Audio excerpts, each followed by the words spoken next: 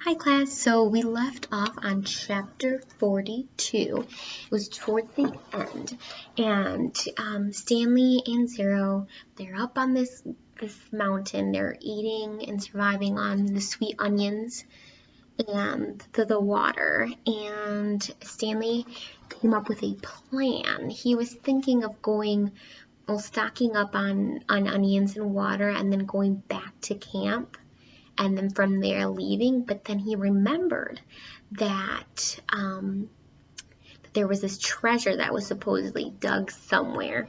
And then he remembered where he found the little lipstick tube that said KB. And then it ended with him asking Zero if he wanted to dig one last hole. So what I'm thinking is they might go back and try to find the treasure. So we're left off at chapter 43. We weren't always homeless, Zero said. I remember a yellow room.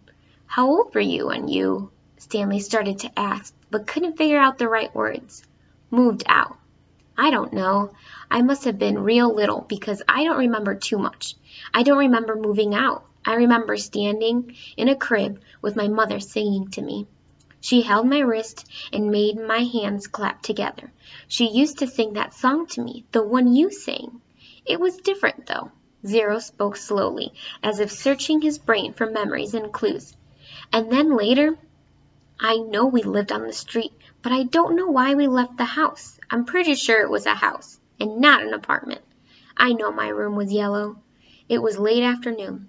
They were resting in the shadow of the thumb.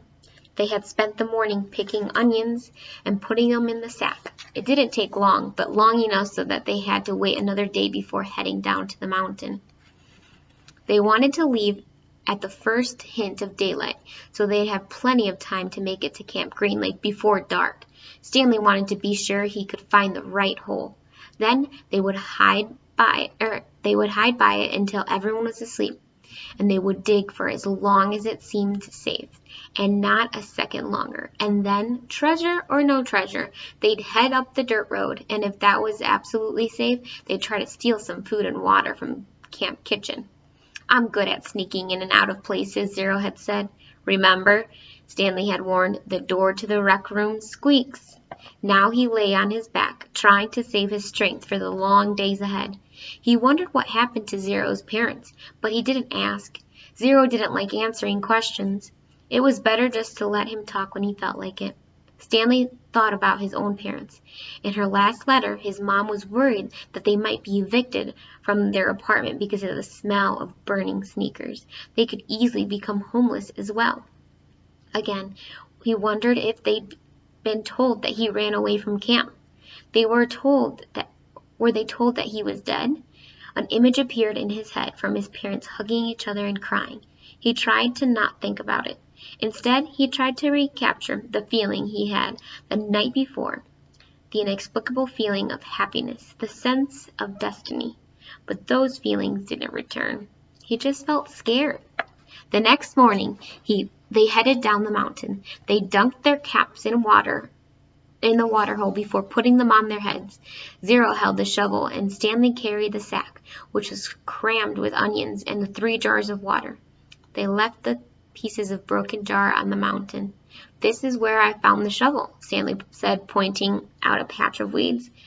Zero turned and looked up towards the mountain. That's a long way. You were late, Stanley said. You'd already thrown up everything that was inside your stomach. He shifted the sack from one shoulder to the other. It was heavy. He stepped on a loose rock, slipped, then fell hard. The next thing he knew, he was sliding down the steep side of the mountain. He dropped the sack, and onions spilled around him. He slid into a patch of weeds and grabbed onto a thorny vine. The vine ripped out of the earth, but slowly enough so that he was able to stop.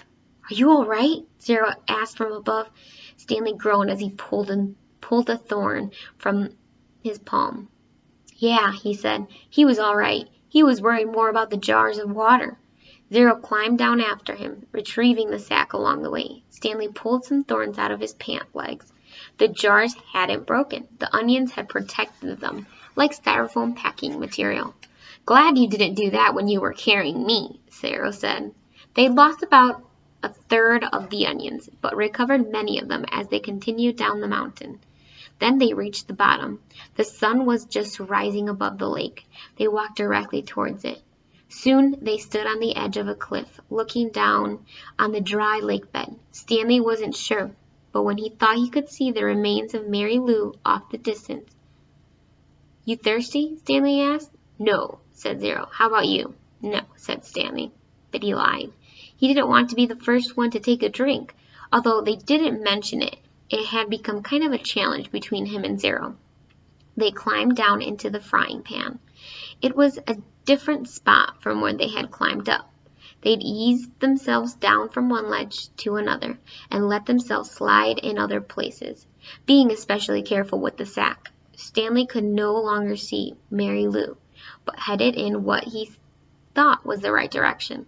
As the sun rose, so did the familiar haze of heat and dirt. "You thirsty?" Zero asked.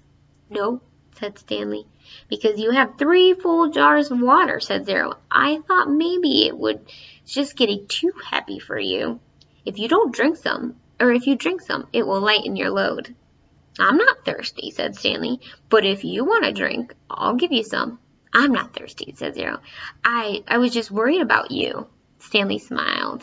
"I'm a camel," he said. Remember, camels are made for heat, so they can survive without water. So that's kind of like the reference that Stanley's saying. But I think it's funny that they're both like, "I don't need water," but I think they do need water, but they just don't want to be the first one to say it. It says they walked for what seemed like a very long time, and still never came across the Mary Lou. Stanley was pretty sure they were heading in the right direction. He remembered that when they left the boat, they were headed towards the setting sun. Now they were headed towards the rising sun. He knew the sun didn't rise and set exactly in the east and west, more southeast than southwest, but he wasn't sure that made a difference. His throat felt as if it was coated with sandpaper. "You sure you're not thirsty?" he asked. "Not me," said Zero. His voice was dry and raspy. When they did finally take a drink, they agreed to do it at the same time. Zero, who was now carrying the sack, set it down and took out 2 jars, giving one to Stanley. They decided to save the canteen for last, since it couldn't accidentally break. "You know, I'm not thirsty," Stanley said as he unscrewed the lid. I'm just drinking so you will." "I'm just drinking so you will," said Zero. They clinked the jars together and each, watching the other, poured the water into their stubborn mouths. Zero was the first to spot the Mary Lou, maybe a 1/4 mile away, and just a little off to the right they headed for it. It wasn't even noon yet when they reached the boat. They sat against the shady side and rested. "I don't know what happened to my mother," Zero said. "She left and never came back." Stanley peeled an onion. "She couldn't always take me with her," Zero said. "Sometimes she had things to do by herself." Stanley had the feeling that Zero was explaining things to himself. "She'd tell me to wait in a certain place for her.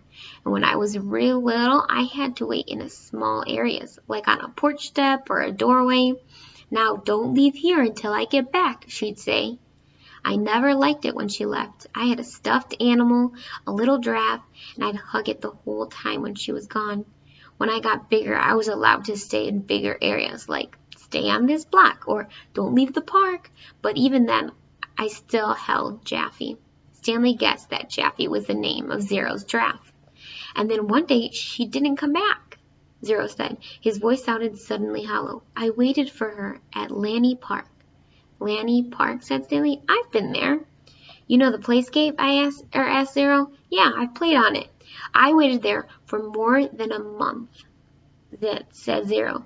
"You know that tunnel that you crawl through between the slide and the swinging bridge? That's where I slept." They ate 4 onions apiece and drank about half a jar of water. Stanley stood up and looked around. Everything looked the same in all directions. "When I left camp, I was heading straight towards Big Thumb," he said. "I saw the boat off to the right, so that means that we have to turn a little to the left." Zero was lost in thought. "What?" "Okay," he said. They headed out. It was Stanley's turn to carry the sack. Some kids had a birthday party, too. Zero said, "I guess it was about 2 weeks after my mother left. There was a picnic table next to the playscape, and balloons were tied to it. The kids looked to be the same age as me. One girl said hi to me and asked me if I wanted to play. I wanted to, but I didn't. I knew I didn't belong at the party, even though it wasn't their playscape. There was this one mother who kept staring at me like I was some kind of monster. Then, later, a boy asked me if I wanted a piece of cake. But then the same mother told me, "Go away," and she told the kids to stay away from me. So I never got the piece of cake. I ran away fast. I forgot Jaffe. Did you ever find him? For a moment, Zero didn't answer. Then he said, "He wasn't real." Stanley thought again about his own parents. How awful it would be for them to never know if he was dead or alive. He realized that was how Zero must have felt, not knowing what happened to his own mother. He wondered why Zero never mentioned his father. "Hold on," Zero said, stopping abruptly. "We're going the wrong way." "No, this is the right way," said Stanley. "You were heading towards Big Thumb when you saw the boat off to your right. That means we should have turned right when we left the boat." "You sure?" Zero drew a diagram in the dirt. Stanley still wasn't sure. "We need to go this way," Zero said, first drawing a line on the map and then heading that way himself.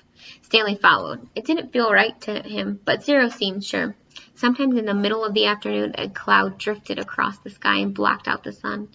It was a welcome relief. Once again, Stanley felt that destiny was on his side. Zero stopped and held out his arm to stop Stanley too. "Listen," Zero whispered. Stanley didn't hear anything. They continued walking very quietly, and Stanley began to make out the faint sounds of Camp Green Lake. They were still too far away to see the camp, but he could hear a blend of indistinct voices. As they got closer, he occasionally could hear Mr. Sir's distinctive bark. They walked slowly and quietly, aware that sound travels in both directions. They approached a cluster of holes. "Let's wait here until they go in," said Zero. Stanley nodded. He checked to make sure there was nothing living in it, then climbed down in a hole, and Zero climbed climbed the one next to him. Despite having gone the wrong way for a while, it hadn't taken them nearly as long as Stanley had expected. Now they just had to wait. The sun cut through the cloud, and Stanley felt its rays beating down on him, but soon more clouds filled the sky, shading Stanley in his hole. He waited until he was certain the last of the campers had finished for the day. Then he waited a little longer. As quietly as possible, he and Zero climbed out of their holes and crept towards camp. Stanley held the sack in front of him, cradled in his arms instead of over his shoulders, to keep the jar from clanking next to each other. A wave of terror rushed over him when he saw the compound, the tents, the rec room, the warden's cabin under the 2 oak trees. The fear made him dizzy. He took a deep breath, summoned his courage, and continued. "That's the one," he whispered, pointing out the hole where he had found the gold tube.